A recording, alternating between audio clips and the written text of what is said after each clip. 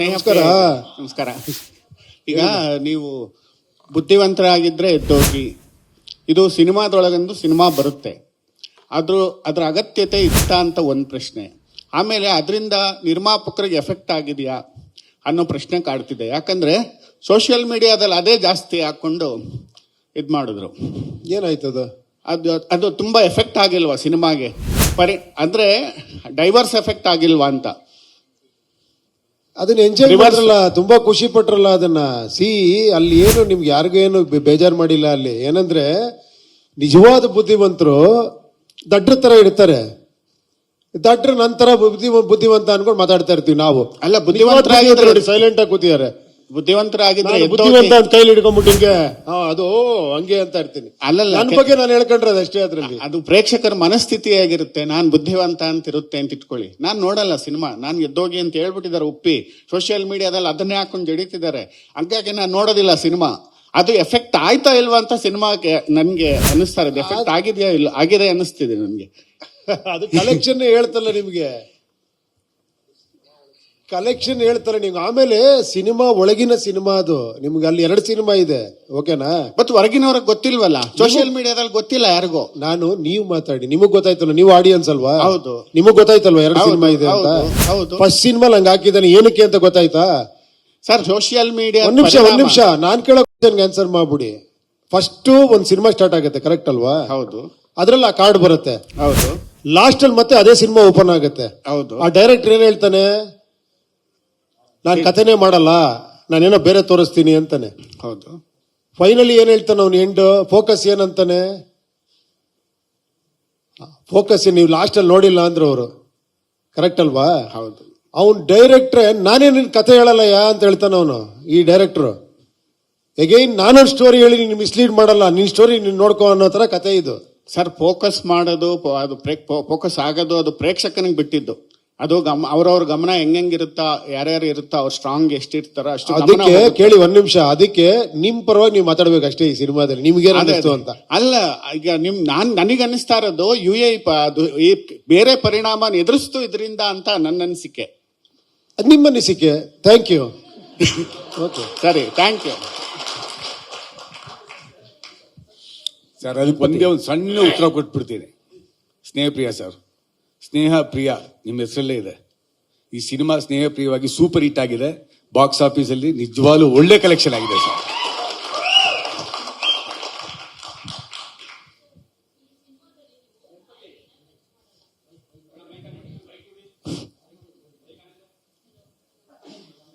ಕೇಳಿಸ್ತಾ ಇದೆ, ಹೇಳಿ, ಪರವಾಗಿಲ್ಲ.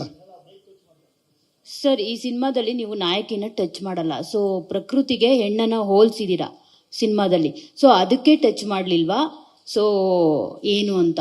ಪ್ರಕೃತಿನ ಡೈಲಿ ಟಚ್ ಮಾಡ್ತಾನೆ ಇರ್ತೀವಲ್ವಾ, ಅದ್ರ ಮೇಲೆ ಓಡಾಡ್ತೀವಿ. ಹೌದು ಸರ್, ಪ್ರಕೃತಿನ ಹೆಣ್ಣಿಗೆ ಹೋಲ್ಸಿದಿರಲ್ವಾ ಸರ್? ಇಲ್ಲಿ ನಿಮ್ ಸಿನಿಮಾಗಳಲ್ಲಿ ನಾಯಕಿಗೆ ಏನಾದ್ರೂ ಬೈಯೋದು ಅದು ಇದು ಎಲ್ಲ ಬಿಫೋರ್ ಇರ್ತಾ ಇತ್ತು.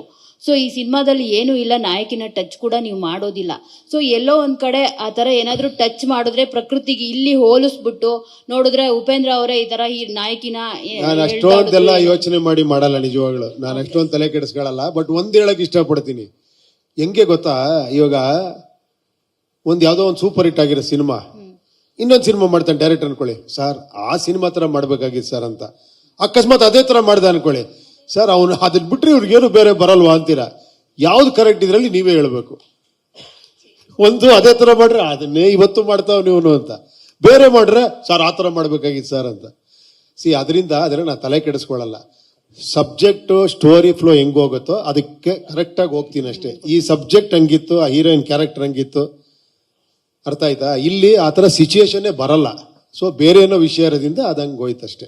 ಸೊ ಉಪೇಂದ್ರ ಅವರು ಇತ್ತೀಚೆಗೆ ಸ್ವಲ್ಪ ಸೆನ್ಸಿಬಲ್ ಆಗಿದಾರ ಅಂತ? ಹಳೆ ಮುಂಚೆ ಸೆನ್ಸಿಬಲ್ ಅಲ್ಲ ಅಂತ ನಿಮ್ಗೆ? ಇಲ್ಲ, ಹಳೆ ವಿಂಟೇಜ್ ಉಪ್ಪಿ ಆಗಿದ್ರೆ ನೀವು ಸ್ವಲ್ಪ ರಾಜಕೀಯ ಮೆಸೇಜ್ ಏನ್ ಕೊಟ್ಟಿದ್ದೀರಾ ಅಲ್ಲಿ ಸ್ವಲ್ಪ ಜಾಸ್ತಿ. ನೀವು ಯಾವಾಗ ಎಂಟರ್ ಆಗಿದ್ದು ಇದಕ್ಕೆ, ಪ್ರೆಸ್ ಇದಕ್ಕೆ ಎಷ್ಟು ವರ್ಷ ಆಯ್ತು? 12 years ಆಯ್ತು. 12 years. ಅದಕ್ಕೆ ಮುಂಚೆ ನಾನು ಬೇರೆ ತರ ಕ್ವಶನ್ಗಳು ಕೇಳಿದೀನಿ ಇದೇ ತರ. ಹೌದಾ? ತೋರಿಸಿ ಮತ್ತೆ ನೋಡೋಣ. ವಾಸವರಿಗೆ ಗೊತ್ತು, ಕೇಳಿ. ಅದೇ ಸರ್, ಅಂದ್ರೆ ಮುಂಚೆ ನೀವು ಇದ್ರಲ್ಲಿ ಮೆಸೇಜಸ್ ಒಂದಷ್ಟು ಹೇಳಿದಿರಲ್ವಾ, ರಾಜಕೀಯದ ಬಗ್ಗೆ ಆಗಿರ್ಬೋದು, ಬೇರೆದ್ರ ಬಗ್ಗೆ ಆಗಿರ್ಬೋದು, ಮೀಡಿಯಾಗಳ ಬಗ್ಗೆ ಆಗಿರ್ಬೋದು ಹೇಳಿದಿರಲ್ವಾ. ಸೊ ಇನ್ನಷ್ಟು ಅಗ್ರೆಸಿವ್ ಆಗಿ ಇರ್ತಾ ಇತ್ತು ಅದು ಅಂತ ನನ್ನ ಅನಿಸಿಕೆ.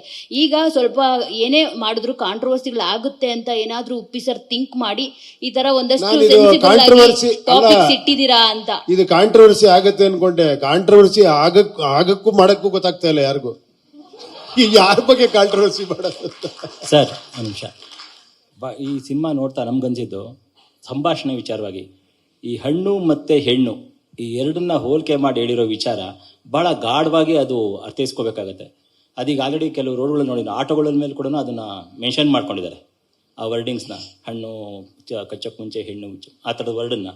ಸೊ ಈ ಥರದ ಆಲೋಚನೆ ಬಹಳ ಹೇಗೆ ನಿಮ್ಮ ಈ ಥಾಟ್ಸ್ಗಳೆಲ್ಲ ಕ್ಯಾರಿ ಮಾಡುತ್ತೆ ಅಂತ? ಇಲ್ಲ ಸರ್, ಆ ಸಿಚುಯೇಷನ್ ಹಂಗಿತ್ತು. ಅದು ಹೆಂಗೆ ಅಂತ ಹೇಳಿದ್ರೆ ಗೊತ್ತಾಗಲ್ಲ. ಅದು ಆಕ್ಚುಲಿ ಅದನ್ನ ನಿಜ ಹೇಳ್ಬೇಕಂದ್ರೆ ಅದನ್ನ ನಾವೇನೋ ತಲೆ ಉಪಯೋಗಿಸಿ ಮಾಡಿದ್ವಿ ಅಂತಲ್ಲ, ಸಮ್ ಟೈಮ್ ಬರುತ್ತೆ ಅಷ್ಟೇ. ಅದು ಇದೊಂದು ಡಿಫಿಕಲ್ಟ್ ಕ್ವಶನ್. ಈ ಸೀನ್ ಹೆಂಗ್ ಮಾಡಿದ್ರಿ ನೀವು ಅಂದ್ರೆ ಅದು ನಮ್ಗೆ ಹೇಳಕ್ ಗೊತ್ತಾಗಲ್ಲ. ಅದಾಗಿರತ್ತದು, ಆ ಡೈಲಾಗ್ ಹಂಗ್ ಬಂದಿರತ್ತೆ ಅಷ್ಟೇ. ಈ ಧಿಕ್ಕಾರಕ್ಕಿನ್ನ ಅಧಿಕಾರಕ್ಕೆ ಬೆಲೆ ಜಾಸ್ತಿನೂ ಅಷ್ಟೇ, ಹಂಗ್ ಬಂತಷ್ಟೇ. ಅದನ್ನ ಪ್ಲಾನ್ ಮಾಡಿ ಹಂಗಲ್ಲ ಅದು. ಯಾಕಂದರೆ ನಾವು ಸಾಮಾನ್ಯವಾಗಿ ಪ್ರೆಸ್ ಅವರು ವರ್ಷಕ್ಕೊಂದು 100 ಚಿಲ್ಲರೆ ಸಿನಿಮಾ ನೋಡ್ತೀವಿ. ಬಹುತೇಕ ಸಿನಿಮಾ ನೋಡಿದಾಗ ಬರೋದು ಒಂದು, ಸಿನಿಮಾ ಚೆನ್ನಾಗಿದೆ ಚೆನ್ನಾಗಿಲ್ಲ ಅಂತ. ಆದರೆ ನೀವು ಮಾಡೋ ಸಿನಿಮಾ ಬಂದಾಗ ಒಂದೇ ಪ್ರಶ್ನೆ ಬರೋದು, ಅರ್ಥ ಆಯ್ತಾ ಅರ್ಥ ಆಗಿಲ್ವಾ ಅನ್ನೋದು. ಇದು ತಲೆಗೆ ಹುಳ ಬಿಟ್ಟಕ್ಕಿಂತ ಹೆಚ್ಚಾಗಿ ಹೋಗ್ಬಿಟ್ಟಿದೆ ಬೇರೆ ಥರ.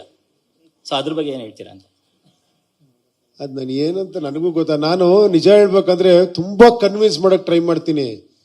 ಸಿನಿಮಾದಲ್ಲಿ 100 ಸತಿ ಯೋಚನೆ ಮಾಡ್ತೀನಿ, ಇದು ಅರ್ಥ ಆಗ್ಬೇಕು, ಇದಕ್ಕೊಂದು ಡೈಲಾಗ್ ಹಾಕ್ಬೇಕು, ಇದಕ್ಕೊಂದು ಅಟ್ಲೀಸ್ಟ್ ಕೆಳಗಡೆ ಇದಾಕ್ಬೇಕು ಅಂತ ತುಂಬಾ ಟ್ರೈ ಮಾಡ್ತೀನಿ. ಬಟ್ ಅದ್ ಏನಕ್ಕೂ ಗೊತ್ತಿಲ್ಲ. ನನ್ನ ಪಿಕ್ಚರ್ ಅರ್ಥ ಆಗಿಲ್ಲ, ಅರ್ಥ ಆಗತ್ತೆ ಅಂತ ಯಾಕೆ ಡಿಸ್ಕಷನ್ ಆಗುತ್ತೆ ಅಂತ ಗೊತ್ತಿಲ್ಲ. ರಿಯಲಿ ಅದೊಂದು ನನಗೆ ಇವತ್ತಿಗೂ ಒಂದು ಇದು ಆಕ್ಚುಲಿ. ಎಸ್, ಆ ಡಿಸ್ಕಷನ್ ಇರುತ್ತೆ, ನೋ ಡೌಟ್ ಆಕ್ಚುಲಿ. ಬಟ್ ಇದರಲ್ಲಿ ನಿಮ್ಗೆ ನೀವೇ ನೋಡಿದ್ದೀರಾ, ನಾನೇನು ಹೇಳೋದು ಬೇಕಾಗಿಲ್ಲ. ನೀವು ನೋಡಿದಾಗ ನಿಮಗೆ ಆ ಥರ ಎಲ್ಲೂ ಕನ್ಫ್ಯೂಷನ್ ಅನ್ಸಲ್ಲ ಅಲ್ವಾ? ನನಗೇನಾದ್ರು ಅನ್ಸುತ್ತಾ ಅಂತ. ಲಾಸ್ಟ್ ಅಲ್ಲಿ ಇದೆ, ಖಂಡಿತ ಒಪ್ಕೊಂತೀನಿ. ಬಿಗಿನಿಂಗ್ ಇದೆ ಆ ಕ್ಯೂರಿಯಾಸಿಟಿ, ಲಾಸ್ಟ್ ಅಲ್ಲಿ ಇದೆ. ಬಟ್ ಮಧ್ಯದಲ್ಲಿರೋ ಕಥೆಯಲ್ಲಿ ಯಾವುದೇ ಕನ್ಫ್ಯೂಷನ್ ಇಲ್ಲ ಅಲ್ಲಿ. ಬಟ್ ಅದಕ್ಕೆಲ್ಲ ಸಿಂಕ್ ಮಾಡ್ಕೊಂಡ್ಬಿಟ್ರೆ ಕಷ್ಟ. ಇಲ್ಲಿ ಇವ್ರು ಹೊರಗೆ ಬಂದಿದ್ದು ಈ ಪಿಕ್ಚರ್ ನೋಡಿ, ಓ ಇದಕ್ಕದ ಅಂತ ತಲೆ ನಾವೇ ಗಬ್ಬೆಬ್ಸ್ಕೊಂಡ್ಬಿಟ್ರೆ ಫುಲ್ ಕನ್ಫ್ಯೂಸ್ ಆಗೋಗ್ಬಿಡುತ್ತೆ ಪಿಕ್ಚರ್. ಸರ್, ಈ ಪ್ರೊಡ್ಯೂಸರ್ಗೆ ಕಥೆನ ಹೇಗೆ ಒಪ್ಪಿಸ್ತೀರಾ ಸರ್? ನಂಗೆ ಈಗಲೂ ಅರ್ಥ ಆಗ್ತಾರೆ. ಯಾಕಂದ್ರೆ ಅವ್ರು ಹೇಗೆ ಒಪ್ಕೊಂಡು ನಿಮ್ಮ ಸಿನಿಮಾಗೆ ದುಡ್ಡು ಹಾಕ್ತಾರೆ ಅನ್ನೋದು ಒಂದು ಪ್ರಶ್ನೆ ನನಗೆ. ಅವ್ರು ನನ್ನ ಒಪ್ಕೊಂತಾರ ಅಷ್ಟೇ, ಅವ್ರು ನನ್ನ ಮೇಲಿರೋ ನಂಬಿಕೆ ಅಷ್ಟೇ, ಇನ್ನೇನಿಲ್ಲ.